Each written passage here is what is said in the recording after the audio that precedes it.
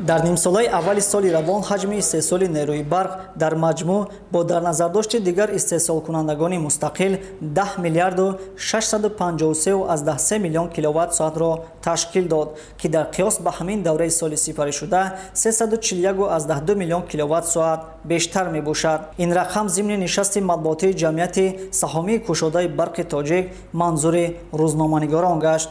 зикр гардид ки бо мақсади беҳтар кардани таъмини соҳаҳои иқтисодиёт ва аҳолии ҷумҳурӣ бо нерӯи барқ ҷамъият таи 6 моҳ 2 миллиарду 762,2 миллион киловатт-соат нерӯи барқ харид.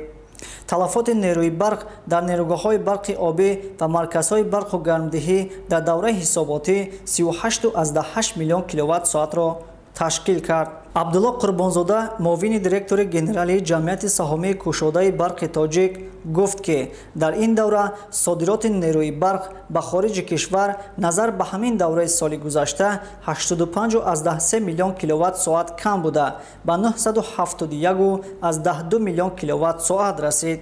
нерӯи барқ асосан ба ҷумҳурии исломии афғонистон ва ҷумҳурии ӯзбекистон фурӯхта шуд.